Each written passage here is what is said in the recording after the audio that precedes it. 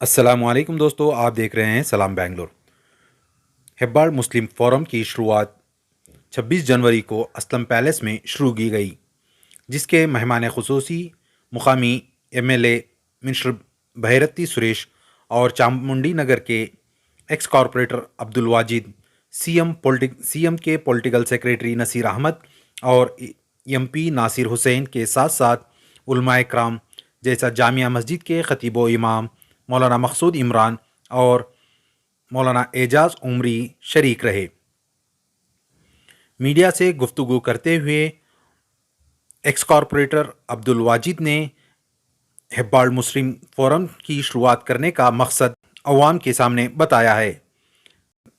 इसका मकसद ये है कि मुख्तलिफ शोबे ज़िंदगी से ताल्लुक़ रखने वाले मुसलमानों को एक जगह मिलकर समाजी तरक्की पर काम करना है। चलिए मज़ीद तफसीलात उन्हीं की ज़ुबानी जानते हैं।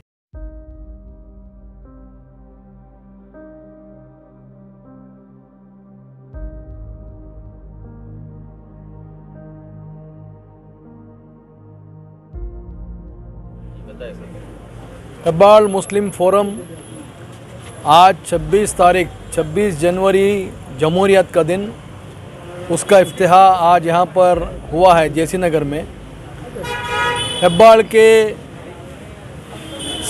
नौजवान साथी सोच रहे थे कि हमारा एक फ़ोरम हो, पूरी कौम एक प्लेटफॉर्म पर आए।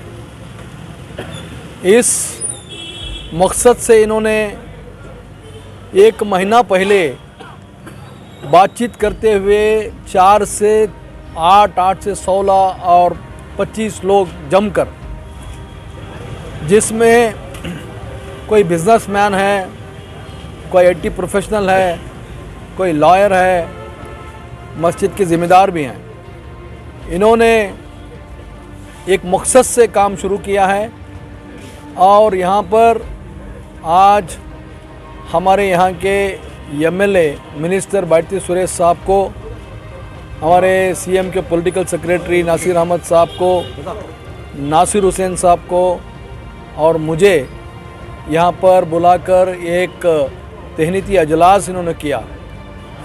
मकसद यही है कि जिस तरह का आज का माहौल है, इस माहौल के हिसाब से हम लोगों को जुड़ना चाहिए, साथ में काम करना चाहिए।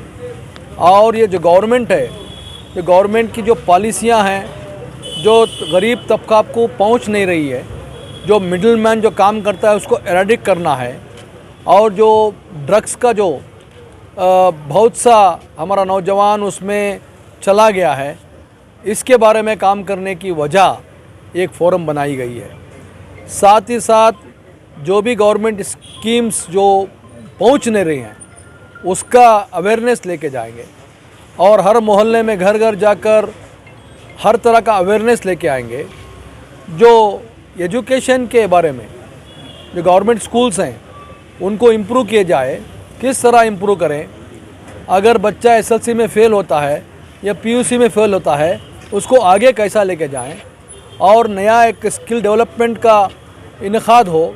इस तरह के थोड़े एम्स एंड ऑब्जेक्टिव्स रखकर इन्होंने काम किया है। मैं उनको बहुत बहुत मुबारकबाद देता हूं। और हमें भी यहाँ पर बुलाया और तहनीत किया और हमें बुलाकर इज़्ज़त दी, इनका मैं शुक्रिया अदा करता हूँ।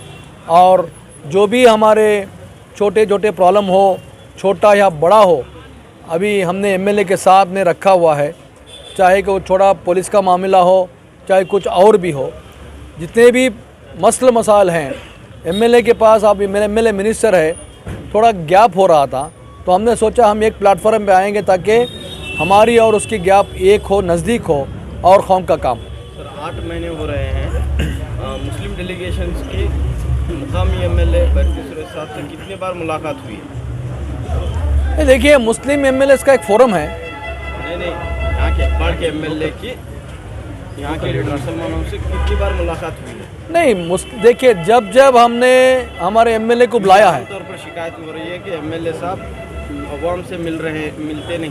नहीं, मुसलमानों को अब तक मुलाकात नहीं हुई, वो कंप्लेंट आती है। नहीं, देखो, मैं मेरी तकरीर में यही कहा, एमएलए साहब आप मिनिस्टर हो गए हैं, थोड़ा बिज़ी हो गए हैं, आप कौम की तरफ तवज्जो नहीं दे रहे हैं, इसका मतलब ये नहीं कि एमएलए नहीं मिल रहा है। एमएलए घर में डेली मिलता है, सवेरे 9 बजे से 11 बजे तक सबको आवाम को मिलता है, जो भी प्रॉब्लम से सॉल्व करता है। अब जब हमने उनको बुलाया है, चाहे वो मीलाद का मसला हो, चाहे कुछ और मसला हो, कोई भी प्रोग्राम में जब हमने बुलाया वो आया हुआ है। अलबत्ता मिनिस्टर थोड़ा बिजी है, आप सब लोग जानते हैं। अब वो उसका जो भी गैप है उसको हम इंशाल्लाह ये फोरम के थ्रू कम करने की कोशिश करेंगे। तो नेपाल की तरक्की के लिए और मुस्लिम कम्युनिटी की तरक्की के लिए क्या डिमांड्स आप रखना चाह रहे हैं? ठीक है, जैसे नज़ीर अहमद साहब ने कहा, अभी आगे चलकर गवर्नमेंट में हिस्सेदारी चाहिए। जैसे कि अभी जितने भी बोर्ड कॉरपोरेशन आएंगे या जो हमारे बेंगलुरु छोड़ के हॉस्पिटल की जो कमिटीज़ हैं, आराधना कमेटी है, आश्रय कमेटी है, जहाँ जहाँ भी हो सकता है हमारे लोग को ज़्यादा से ज़्यादा रिप्रेजेंटेशन मिलना चाहिए। इस डायरेक्शन में हम काम करेंगे और आगे चलकर हेब्बाल से भी अगर बोर्ड कॉरपोरेशन में कुछ मौका मिला तो हम अगर 4 आ रहे हैं तो मेरी डिमांड 2 की रहेगी। इस तरह का हम करने की कोशिश करेंगे और एमएलए भी हमारा इंशाल्लाह साथ देगा। का इनॉग्रेशन कर रहे हैं।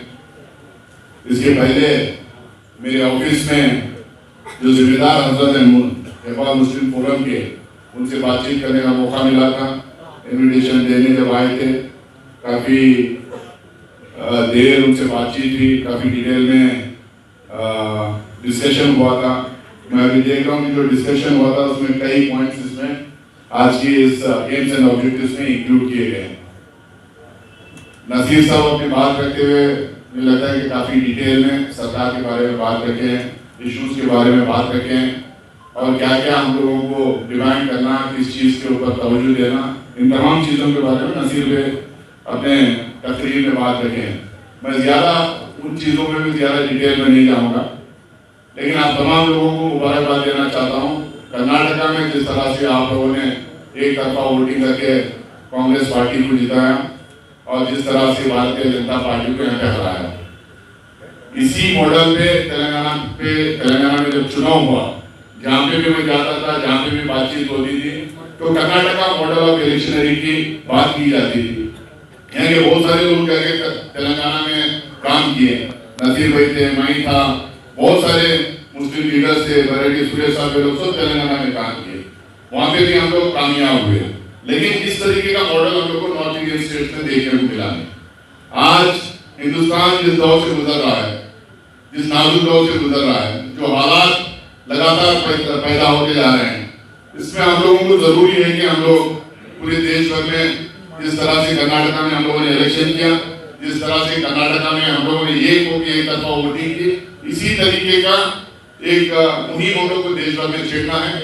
उसी डायरेक्शन में हम लोगों ने मल्लिकार्जुन खड़गे साहब की क़यादत में, राहुल गांधी साहब की क़यादत में हम लोगों ने इंडिया अलायंस बनाने की कोशिश की है।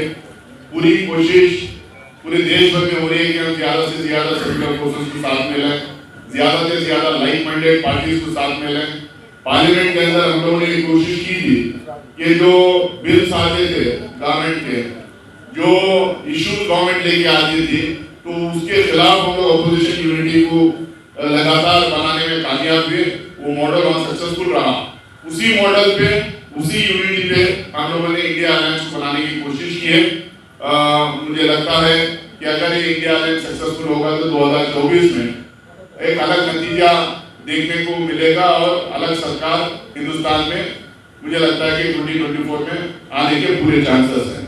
लेकिन इसके लिए जो लोग भी बेनिफिशियरीज हैं, बहुत सारे लोग बोलते हैं कि सेक्युलरिज्म को बचाने का काम सिर्फ मुसलमानों का है, सिर्फ माइनॉरिटीज का है, लेकिन हमारे जमहूरियत को बचाने के लिए, हमारे आइन को बचाने के लिए, हमारी गंगा जमुनी तहजीब को बचाने के लिए हम तमाम लोग जो इस आइन के बेनिफिशियरीज हैं, हम वो तमाम ताकतें, वो तमाम तबके, वो तमाम कौमें जो आइन से बेनिफिट लेते हैं और बेनिफिशियरीज हैं, इन तमाम कौमों को एक होना पड़ेगा, इन तमाम सेक्शंस को एक होना पड़ेगा और पूरा एक होकर इस आइन को बचाने के लिए, जमहूरियत को बचाने के लिए हम लोग को काम करना पड़ेगा। लेकिन मैं देखता हूँ जहाँ जहाँ पे भी यूनिटी की बात होती है, जहाँ यूनाइट होने लगते हैं तो किस तरह भारतीय जनता पार्टी और आरएसएस काम करती है, किस तरह से सेंट्रल एजेंसीज को वो इस्तेमाल करती है, किस तरह से सीबीआई, ईडी, आईटी को लेके आती है, किस तरह से ब्लैकमेल करती है, किस तरह से पार्टियों को तोड़ती है, किस तरह से सरकारों को तोड़ती है, किस तरह से कम्युनिटीज को तोड़ती है, किस तरह से अलग अलग जात को तोड़ती है, ये हम लोगों को देखने को मिला है। इसीलिए हम तमाम लोगों को अलर्ट रहना है, एकजुट होना है, एक तरफ से एक तरफा हम लोगों को काम करना है। हम लोग उस डायरेक्शन में काम करना स्टार्ट किए हैं और आप तमाम लोगों के दुआएं रहें, कोशिशात रहें, तो मुझे लगता है कि 2024 में हम कामयाब हो सकते हैं। हम लोगों ने बोला है कि अभी 4% रिजर्वेशन रुका नहीं है, वो जारी है, चल रहा है, क्योंकि चुनाव के टाइम पे हम लोगों ने पहल किए थे, मेरी भी उसमें बहुत कोशिश थी। सुप्रीम कोर्ट में हम लोगों ने स्टे लेके आया, उसमें स्टे लेके हम लोग आए थे कि जो ऑर्डर सरकार की तरफ से गया था, जो नया रिजर्वेशन सरकार की तरफ से आया था, तो उसके ऊपर स्टे मिले हैं, तो स्टे मिल गया। इसका मतलब स्टेटस तो चल रहा है। इसके पहले जो रिजर्वेशन पॉलिसी थी जिसमें 4% हमें मिलता था, वो लगातार अब मिल रहा है। हम लोग कोशिश यही कर रहे हैं कि सुप्रीम कोर्ट ये कहे, हमारे तरफ से पूरी कोशिश ये है, हमारे लॉयर्स पूरी तरह से वो कोशिश करें, सुप्रीम कोर्ट अपने जजमेंट में ये कहे कि पहले जो रिजर्वेशन जो था वो बड़ा साइंटिफिक तरीके से उसमें बहुत सारा डेटा कलेक्ट करके बैकवर्डनेस के आधार पे वो दिया जाए, तो उसको बरकरार रहना चाहिए। अगर बोल दें तो आने वाली बात है, अगर आने वाले दिनों में किसी भी टाइम बीजेपी की अगर सरकार होगी तो उसके ऊपर वो टिक्करी ना करे और उसको रद्द ना करे, तो इसकी कोशिश हमारी है ही। लेकिन उससे ज्यादा इंपॉर्टेंट क्या है, जैसा नसीब भाई कह रहे थे, फंड्स होते हैं, उसका कैसा हम लोग को इस्तेमाल करना है। हमारे जो एरियाज होते हैं जनरली हम लोग हमारे मोहल्लों में जो फिजिकल डेवलपमेंट कैसा करना है, जो साफ सफाई के लिए कैसा फंड्स हम लोग को लेना है, वो अपने अपने एमएलए के द्वारा लेना है। और खासकर नेपाल मुस्लिम फोरम की मैं अगर बात करूं तो आपको, मैं भी नेपाल का रहने वाला हूँ, एक हिसाब से फोरम का मेंबर मैं भी बन गया क्योंकि नेपाल में मैं रहता हूँ। तो नसीब भाई जिस तरह से कह रहे थे कि अगर 2-4 पावरफुल मंत्रियां तो बहुत बनते हैं, एमएलए बहुत बनते हैं, एमपी बहुत बनते हैं, लेकिन कौन कितना पावरफुल है, कौन कितना अपना पावर और इन्फ्लुएंस इस्तेमाल करके अपने एरिया के लोगों के लिए, अपने इलेक्टोरेट के लिए या स्टेट के आवाम के लिए किस तरह से मदद करता है, किस तरह से काम करवा के देता है, वो इम्पोर्टेंट है। आज 3-4 जो मिनिस्टर्स हैं, 3-4 जो पावरफुल मिनिस्टर्स हैं, उसमें बायरेडी सुरेश एक पावरफुल मिनिस्टर है। आप इनको सिर्फ नेपाल के लिए इस्तेमाल नहीं करना चाहिए, पूरे स्टेट भर के मुसलमानों के कामों के लिए बायरेडी सुरेश आपको इस्तेमाल करना चाहिए। मुझे खुशी है, हमारे दोस्त हैं, हम लोग हैं, ये लाइक माइंडेड हम लोग हैं। मैं उस दिन भी मेरे ऑफिस में जब आप लोग आए थे, मैं बता रहा था कि कोई भी काम सिर्फ नेपाल का नहीं, फोरम नेपाल का हो सकता है, क्योंकि नेपाल बैंगलोर में है और बैंगलोर के मुसलमान पूरे कर्नाटका के स्टेट के मुसलमानों की क़यादत करना चाहिए। तो जो भी पूरे दूर दराज से आता मुसलमान या बैकवर्ड कम्युनिटी से जो भी आता, जो काम लेके आता, जो ग्रीवेंसेस लेके आता, आपको बायरेडी सुरेश साहब को इस्तेमाल करके उनका काम करवा के देना चाहिए। ये आपकी रिस्पॉन्सिबिलिटी, आपके फोरम की रिस्पॉन्सिबिलिटी है।